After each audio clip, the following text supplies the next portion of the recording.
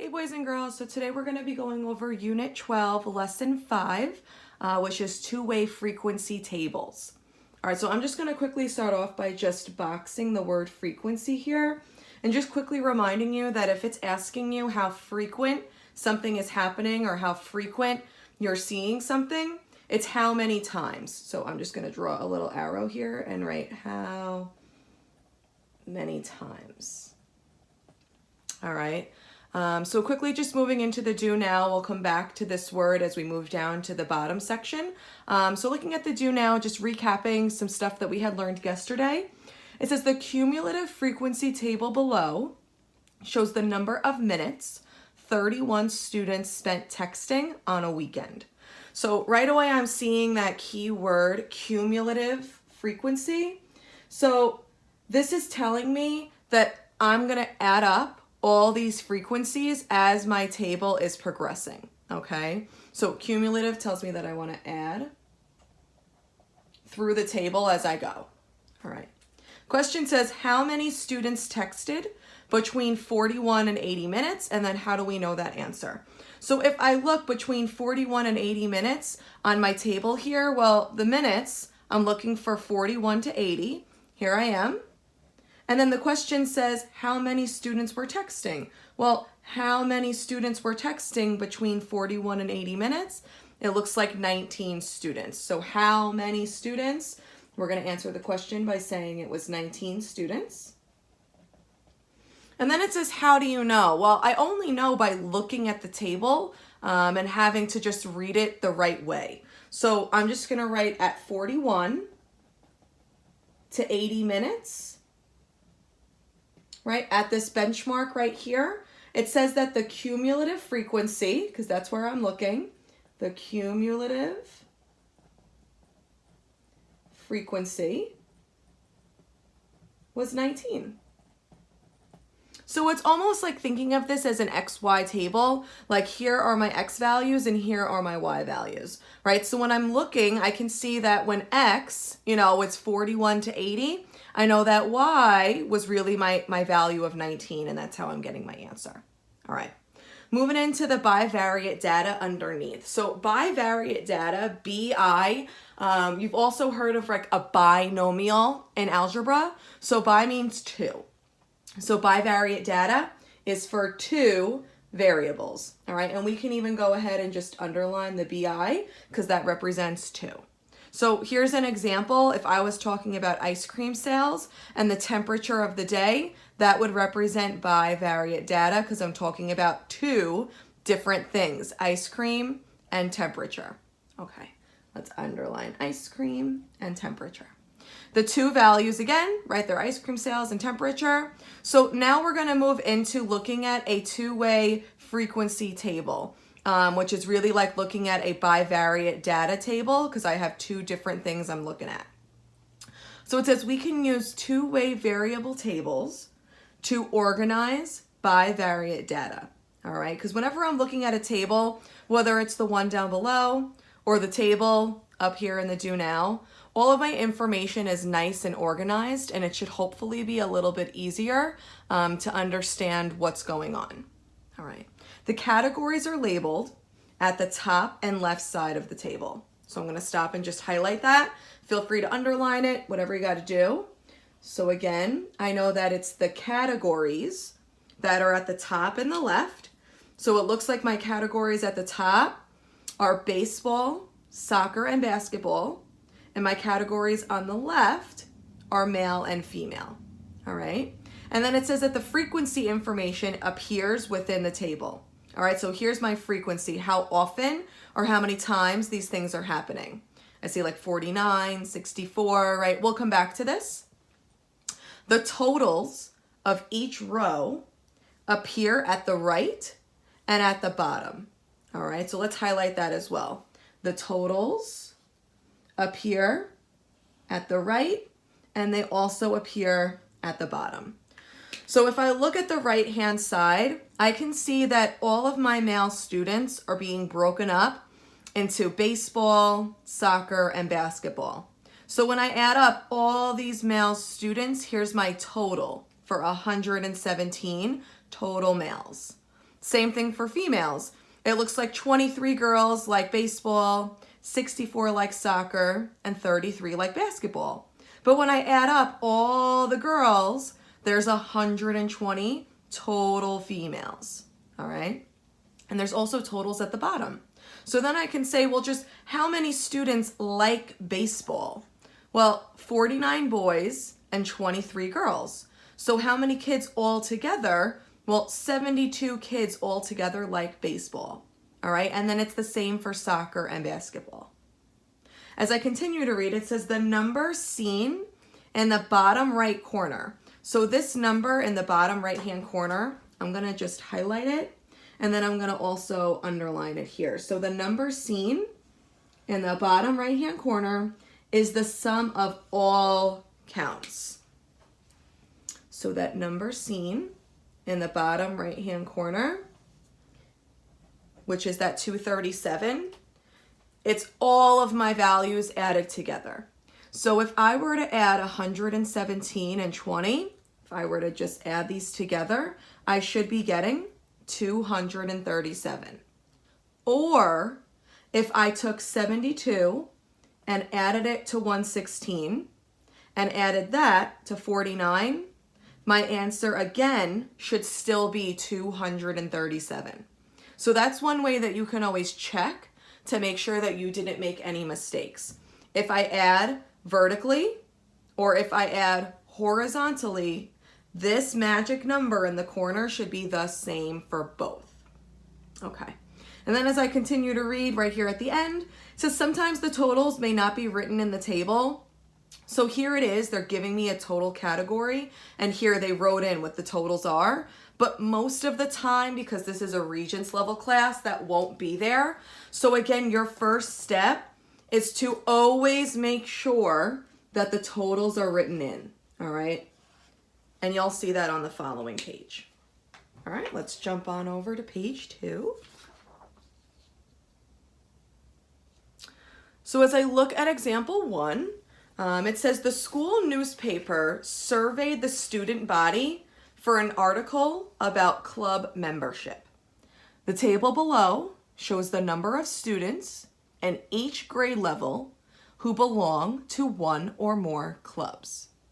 Calculate the totals for each row and column in the table. It says the first row is done for you. So I'm gonna go ahead and just highlight that, calculate the totals, because as we just learned, that's always supposed to be your first step. So it just so happens here that the word total was even written in for us, right? Total, so that column is there, total, this row is here, right? But it won't always be there. Like for example, 2, I know I'm getting a little ahead of myself here, but it's not written in, so you would have to add it on. All right, so this is helping us a little bit by already having it there. All right, so now if I want to find the totals, well, how many students are just in 9th grade? Well, 90 plus 33 plus 12 is 135. So now we're going to just do it again. How many students are in 10th grade? Well, 125 plus 12 plus 15 is 152. Okay, so I'm just going to add that on. 87 plus 22 plus 18 is 127. All right, so there's 127 students in 11th grade. How many are in 12th? Well, when I add all these values together, I get 125. And now I'm going to just do it again. So how many students are just in one club? Well, I know there's 90 students who are in one club that are in 9th grade, 125 students that are in one club that are in 10th grade, right? So on and so forth. So how many students all together are just in one club? Well, when I add those numbers together, I get 377.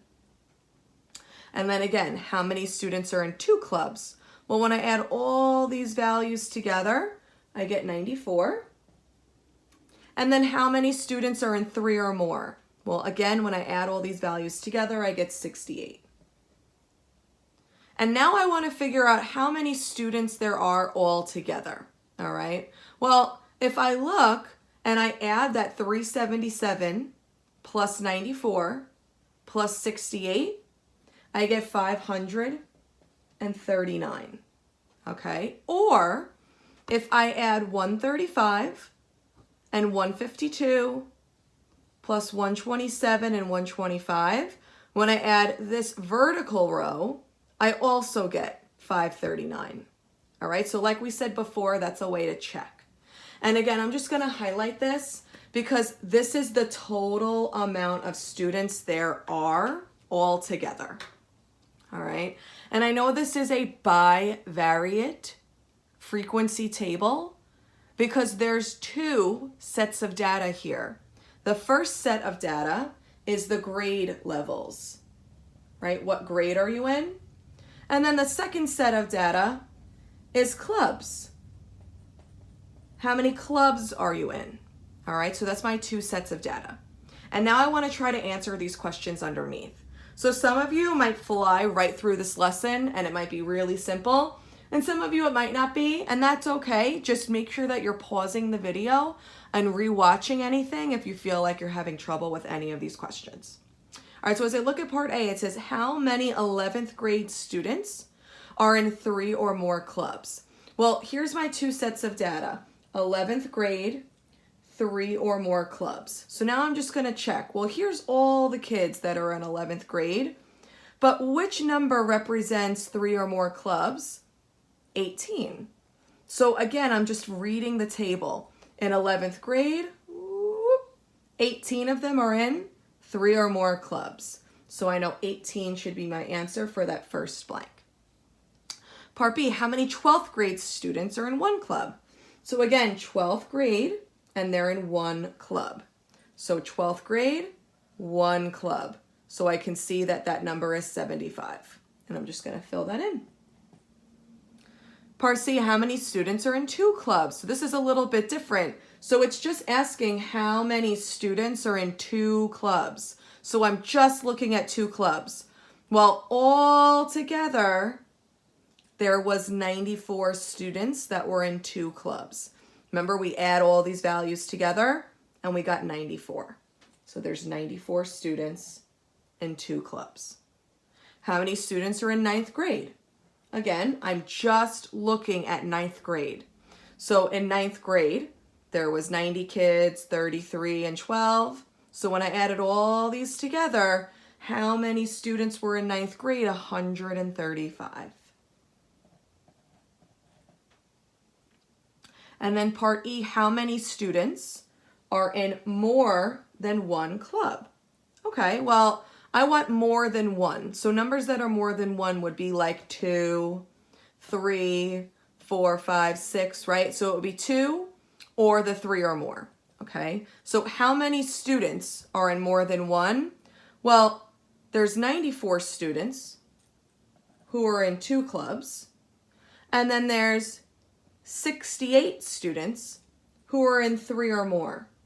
So when I combine all those kids together, we get 162.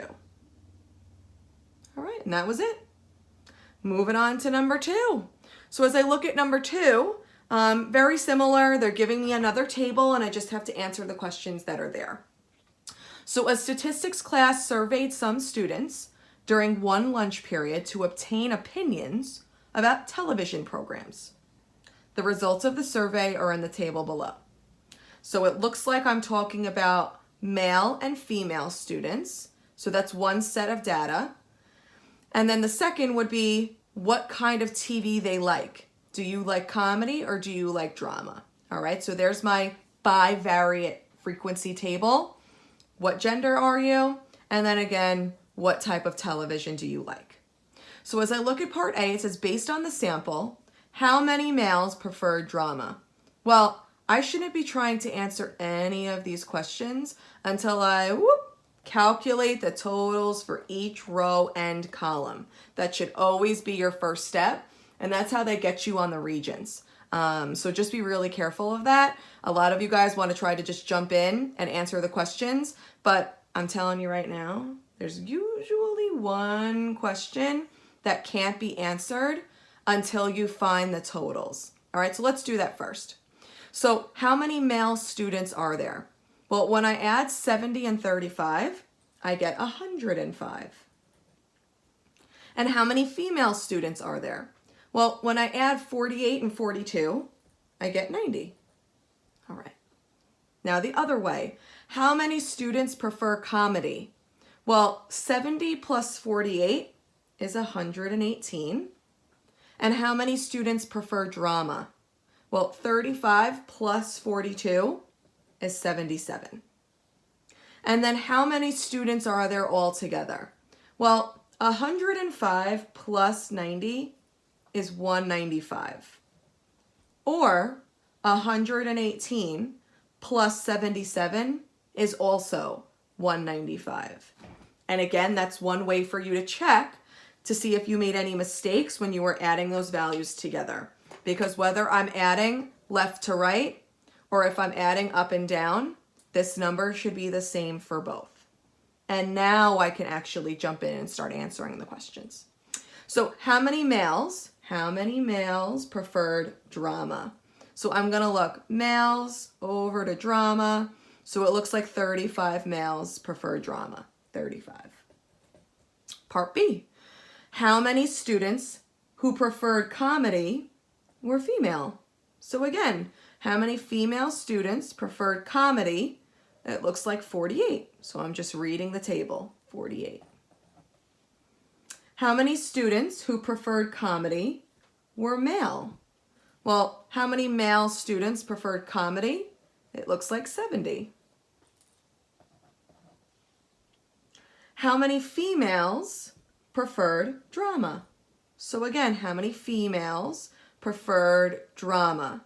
So again, it looks like that answer is 42. All right. Part E. It says how many students prefer comedy? So I'm just looking at comedy here. So if I drop down, well, 70 and 48 added up to 118. So all of these students who preferred comedy made 118 students altogether. And then part F. All right. So it says what percent of students prefer comedy? This is the key word that can easily be missed. So I'm just going to take a second and box that. So these are just the number of students. I want to know what percent of students. All right. So as soon as I see the word percent, I think, well, every percent is out of 100, right? So I'm going to fill that out on the side here. Every percent is out of 100. All right. And I know that 100 is my whole. It's everyone. It's the entire percent. That's the most that I can have. It's the whole percent. And then this number that goes on top is just that piece. It's just the part. So I don't know if you guys remember this formula back from, I think it was like 7th grade when you first really learn it. You see it in 6th grade, but you use it a ton in 7th grade. Part over whole equals percent over 100. All right, so this is the formula that I'm going to use because the whole amount would be out of 100%. And then the part is just how many students. It's not all of them. It's just going to be some of them. All right, so it's just a piece of them, a part of the kids. And now I want to fill this in. So if it says what percent, I know that my percent is going to be my x because that's what I'm solving for. So it's going to be x out of 100 equals. And this is where the totals come into play. Well, 100% is my whole percent. How many students were there all together for my whole again? Well, there was 195 students all together, so that goes on the bottom. And the question says, what percent of students preferred comedy? Well, how many students liked comedy? Well, out of 195 kids all together, only 118 liked comedy. And then from here, I would just cross multiply and solve. All right. So 195 times x is 195x. 100 times 118 is 11,800. And if I want to get x by itself, I have to get rid of that 195. So instead of multiplying to group them, I want to divide to separate them. So I'm going to divide 195 on both.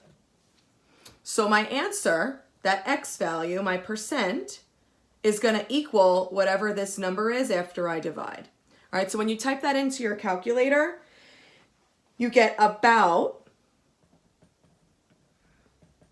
61% when we round. And that was it. So this is the toughest question that you would see on a test or a quiz or the Regents when it comes to this topic, all right? It won't usually just be you reading the table. It's you being able to read the table to come up with this part and whole, and then turning that into a percent. Okay, moving on. So if I look here at number 3, let me slide this back down. It says a public opinion poll was taken to explore the relationship between age and support for a candidate in an election.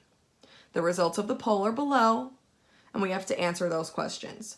So again, this is bivariate because it's talking about age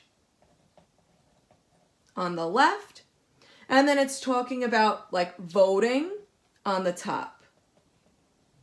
So when you vote, are you for the candidate? Are you against them? Or do you just not care? You have no opinion at all. All right, so let's jump on in here. First step is to always add in your totals, all right? So I just went ahead and created that row for myself and that column. So if you want to pause and do that now, I suggest you do. All right, here we go. I'm going to start off a little bit different. I'm going to do the vertical first. So how many people are for the candidate? Well, when I add 30 plus 20 plus 25, I get 75. And then again, how many people are against? Well, when I add up all these people who are against, I get 87. And all these people who have no opinion add up to 38. All right, and then the other way. How many people were 21 to 40 years old? Because now this is age. So how many people were in this age range? Well, when I add up 30 and 12 and 8, I get 50. So 50 people were between the ages of 21 and 40. Again, how many people were between 41 and 60? How many people were between those ages? Well, when I add these 3 numbers together, I get 75. And then how many people were over the age of 60? Well, again, when I add these 3 values together, I get 75 again. And then again, this value that goes in the bottom right-hand corner is my total amount of people all together. So when I add 75 and 87 and 38, I get 200. But it should be the same thing up and down. When I add 50 and 75 and 75, I got 200 again. So I know that this number is correct, and now I can start the question. All right, so it says how many people in the 21 to 40 age group are for the candidate? So I'm just going to follow 21 to 40 and 4. It looks like that answer is 30. So I'm going to fill that in. Part B. How many people against the candidate are over 60? Again, right, I'm just looking for the columns, guys, that are in the table, all right? So that's how I know what to underline and look for. So I'm going for against and over 60. Against, over 60, so that answer is 35. How many people have no opinion? So I'm just looking for how many people have no opinion altogether. Well, 8 had no opinion, 15 had none, and another 15 had none. So if you remember, when we added those all together, we got 38. So 38 people all together have no opinion. How many people are in the 41 to 60 age group and they're against the candidate? So 41 to 60, against, and it looks like that value was 40. What percent of people are for the candidate? Okay, so again, what percent are for the candidate. So it's just like example 4. I'm just looking here to see, well, out of all of the people that took the poll, how many of them are for the candidate? So let's start off with writing that formula. Percent over 100 equals part over whole. So if it's what percent, it's going to be X over 100 because what percent are for the candidate? Well, how many people altogether were for the candidate? It looks like that number was 75. So 75 people out of 200 were for the candidate. And then again, when I cross multiply here and set up my equation and solve, so 200 times x is 200x. 75 times 100 is 7,500.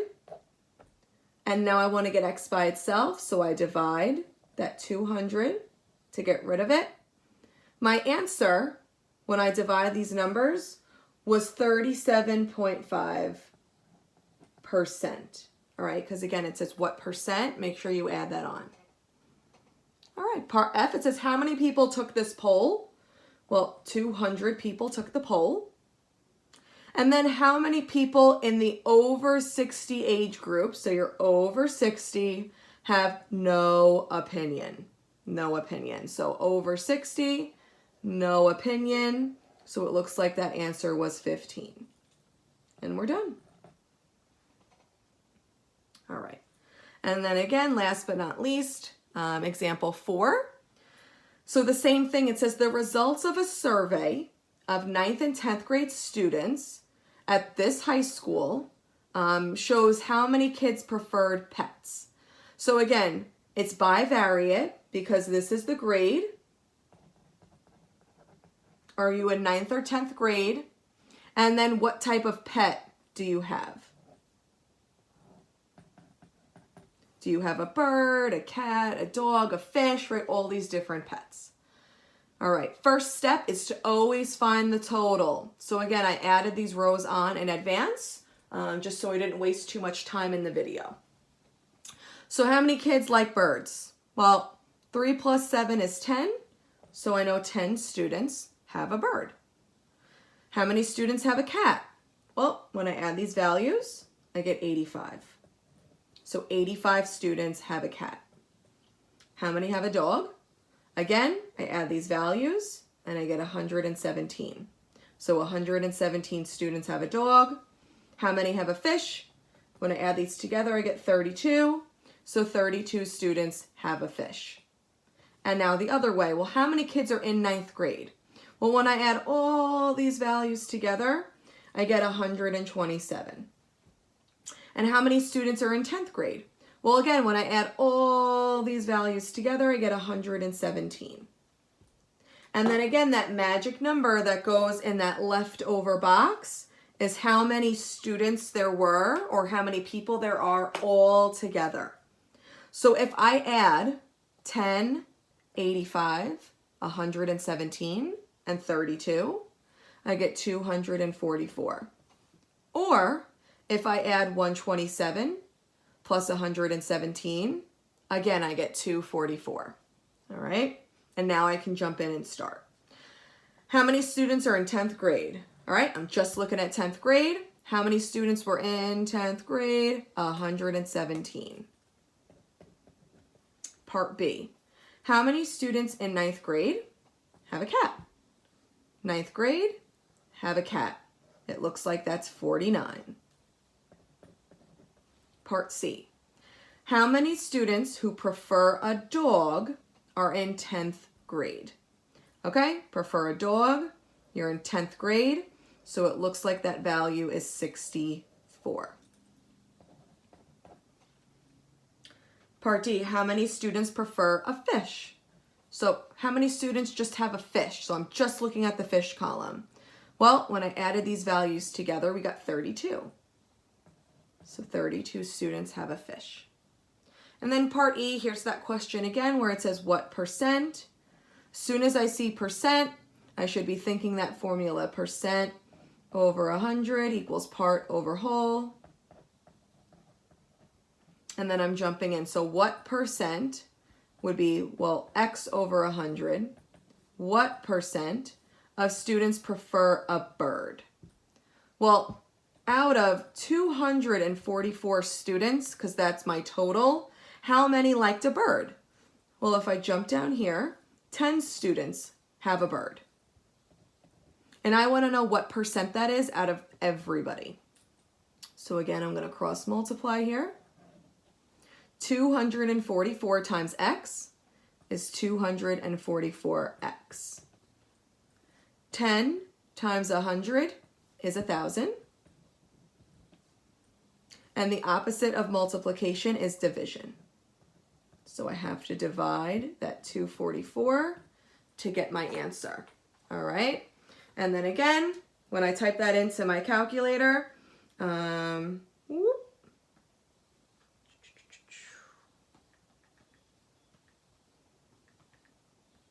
sorry guys, you get about 4%.